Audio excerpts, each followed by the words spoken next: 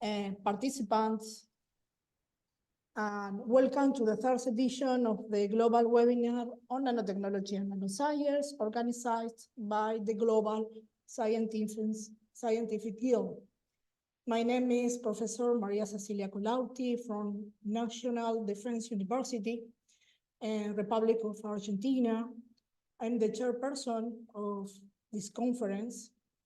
I'm an occupational health doctor and researcher in the field of the nanotoxicity in the industrial processes where you can find nanoparticles.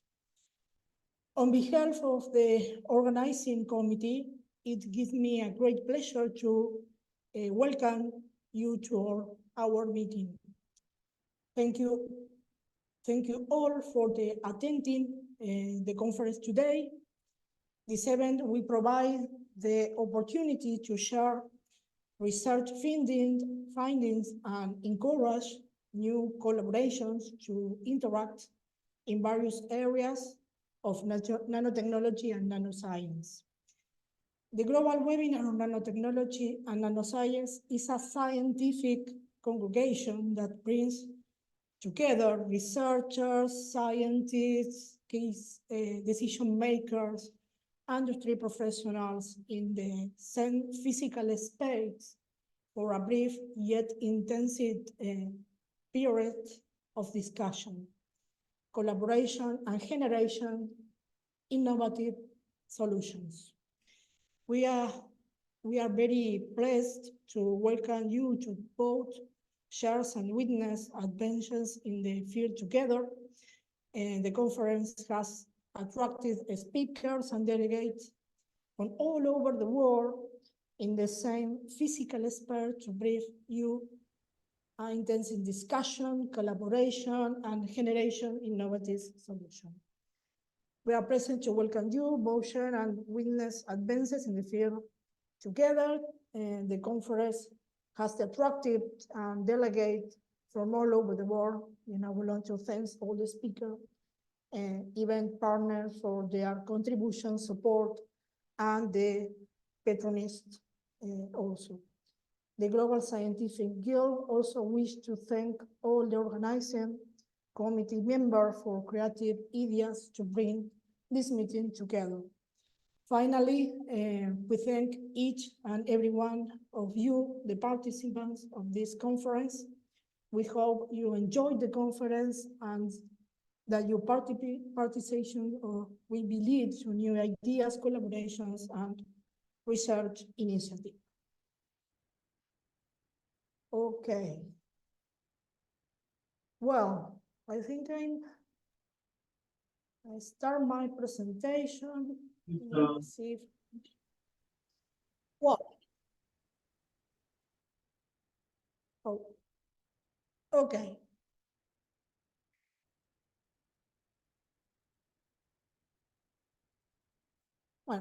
Well, now it's time to begin my presentation for today. Can nanomedicine change occupational health? During this talk, we will attempt to address two questions. What is occupational health? What does it take care of? And its current and future challenges, and how can nanomedicine help? Occupational health refers to the branch of public health that is concerned with the well-being and safety of workers in their workplaces. Its primary aims is to prevent work-related illnesses, injuries, and hazards, while promoting the physical and mental health of employees.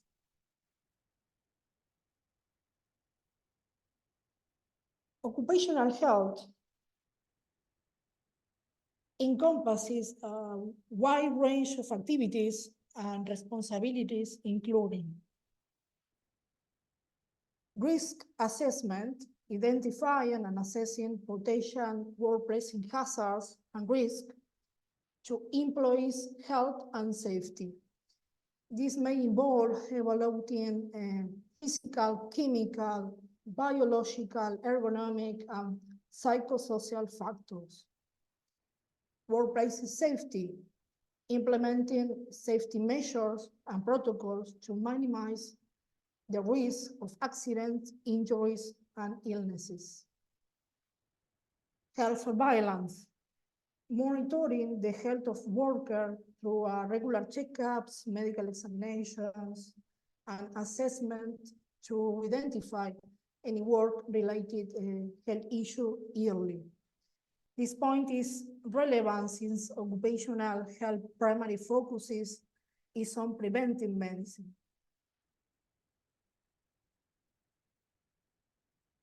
Compliance and regulations, ensuring that workplaces adhere to local, state, and federal regulations and standards related to occupational health and safety.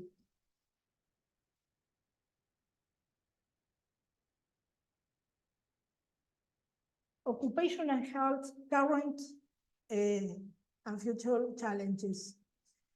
Occupational risks such as chemical risks and physical agents like noise continue to be a challenging problem, especially in underdeveloped countries like Argentina, where I live.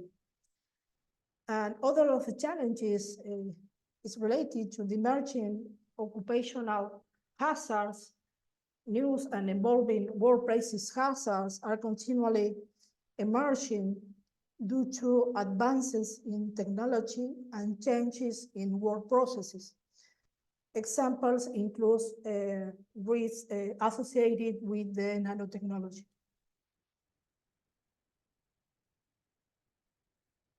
Let me take an example of a worker who is exposed to the physical agent like noise. But first, I have to explain the complex anatomy of the ear and its normal physiology. In the ear, we can find the external ear from the pinna to the oval window, the middle ear from the oval window to the semicircular canals, and the internal ear from the semicircular canals to the auditory nerve. The middle ear and the inner ear are a complex and very small anatomical structures. This makes them a challenging area for therapeutic interventions.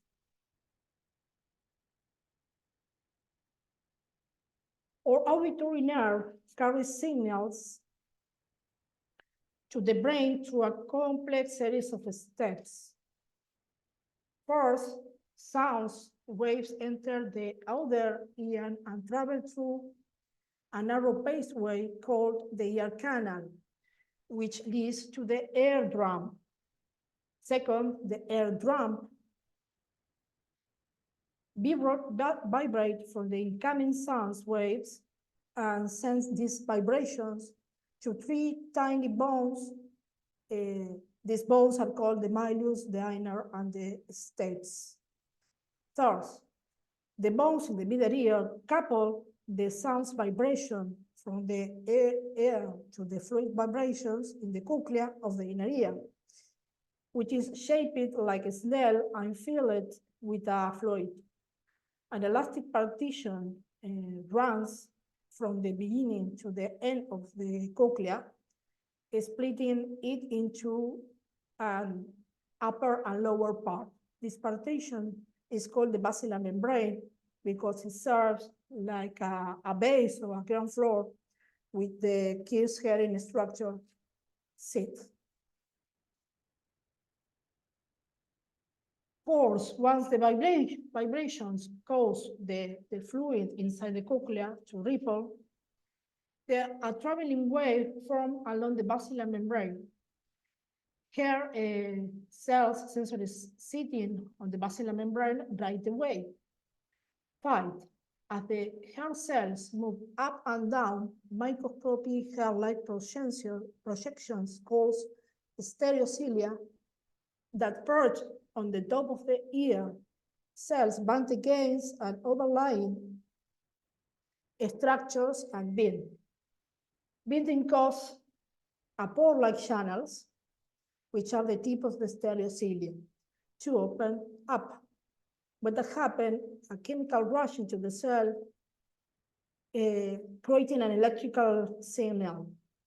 Six, the auditory nerves carry these signals to the brain, which translate it like a sounds that we can recognize and understand in the cortex, the cerebral cortex.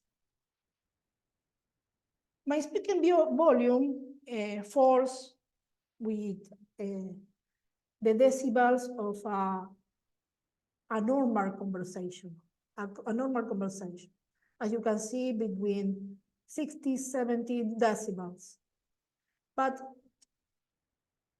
as the sound decibel increase from more than 80 decibels, these little structures like stereocilia can be damaged. And this causes irreversible hearing loss.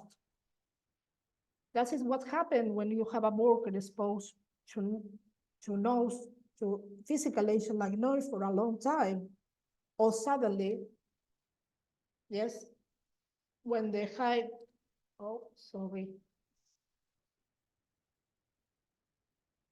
the high volume of the sound, like you can see here with the fireworks or the siren.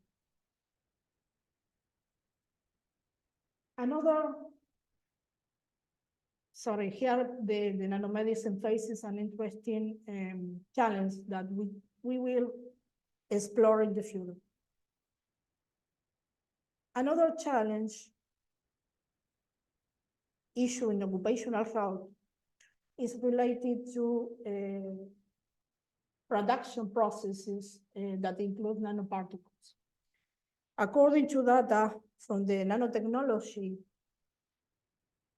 product database, we can find 11,171 products and 3,910 companies in 68 countries. And if here we can see the industrials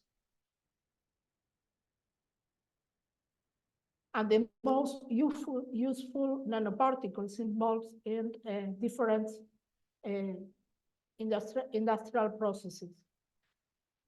The most useful nanoparticles are silver nanoparticles, silicon dioxide nanoparticle, titanium dioxide nanoparticle, graphene, tungsten disulfide, and others like nanotubes and buckyballs. Let me share with you a case presented by Dr. Philip et al. In 2010. A worker who used nickel metal arc spray intensely for 2 weeks without safety measures. Subsequently, after this exposure, he became ill with a severe respiratory and renal pathology and passed away.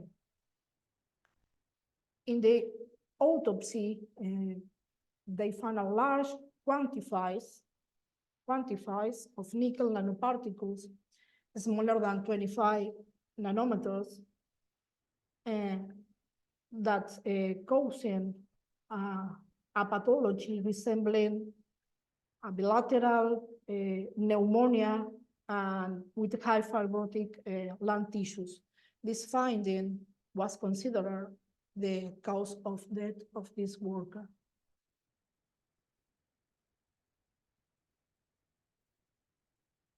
Another of the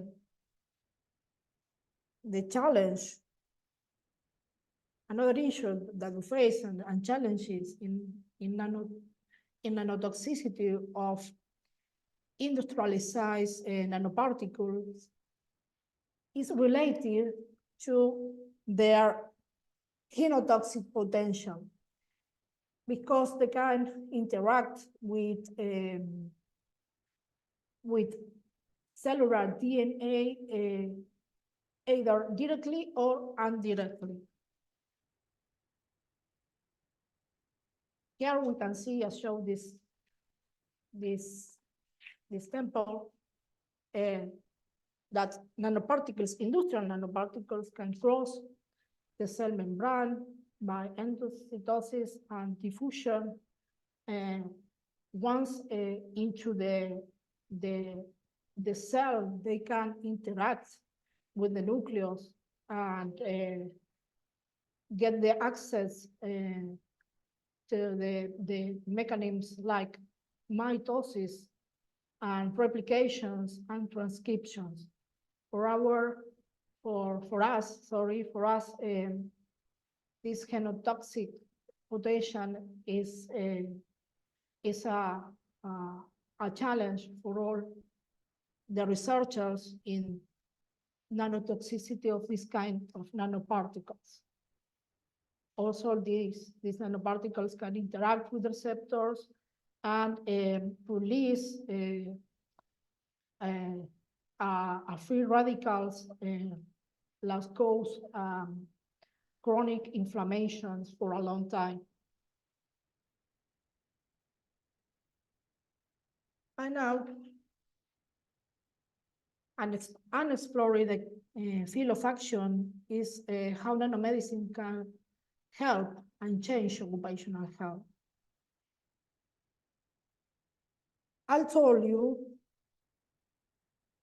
about the complex anatomical structure of the ear and how it presents challenges for doctors when addressing the therapy for hearing loss. Thanks to the research in nanomedicine, it is now possible to reach the middle ear and the inner ear intratympanically to generate a therapeutic response, enabling drugs with different kinds of nanoparticles. The most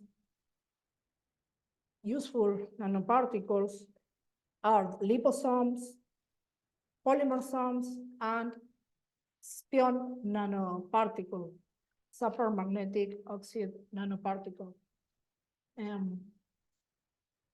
Liposomes and polymersomes, they have the advantage of being biodegradable, and its spion nanoparticle haven't shown significant toxicity at controlled therapeutic doses and covered by different kinds of biopolymers. Now, let me elaborate some points regarding the use of nanomedicine in occupational health.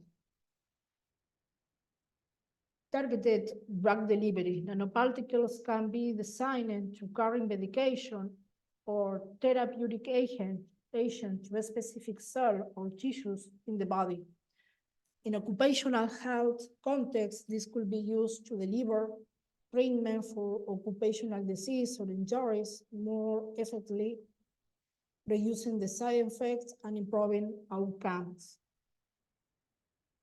Personalized medicine. Nanomedicine allows for personal treatment approaches with the work, genetic, and physical data.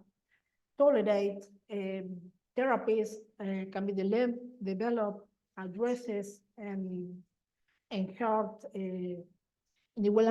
concerns that may be related to their occupation. Early disease detection.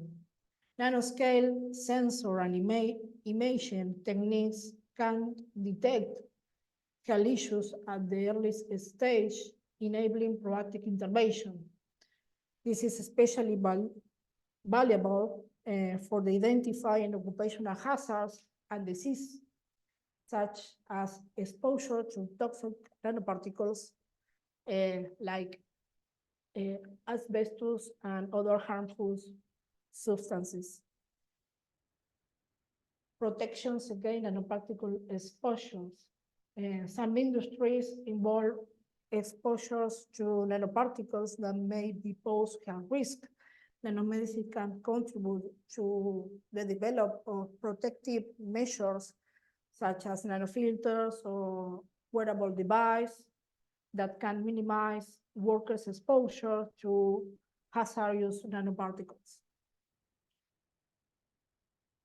Enhanced occupational safety. Nanotechnology can improve the development of advanced material for safety gear, such as nanocomposite materials that are stronger, more durable, and provide better protections against occupational hazards. Monitoring and environmental exposure. Nanosensors and nanomaterials can be used to monitor the health status of workers and the environment in the real time. This data can help identifying potential occupational health risks and guide preventive measures.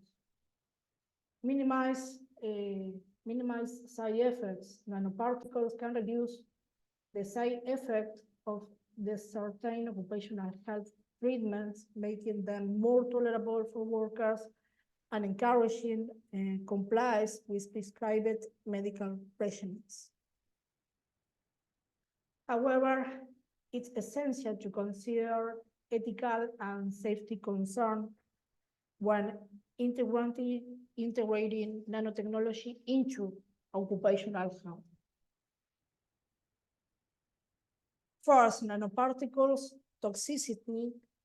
Some nanoparticles themselves can be toxic if you're not properly designed and controlled. Ensuring the safety of nanomedicine applications is crucial to prevent unintentional harm to workers.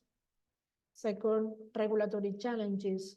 Developing regulatory frameworks and standards for nanomedicine in occupational health is an ongoing challenge that needs to be addressed to ensure the safe and effective use of these technologies. And third, privacy and data security.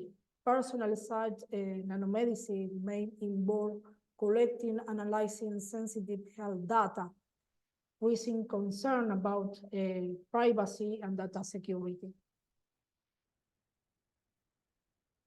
In summary, nanomedicine has the potential to revolutionize occupational health by improving treatment, effectiveness, early detections, and safety measures for workers. However, it is essential to approach integration carefully, addressing safety and ethical considerations to maximize its benefits while minimizing risk. Thanks all of you, and I will very happy to answer your questions, and I proceed if you can write them in the chat.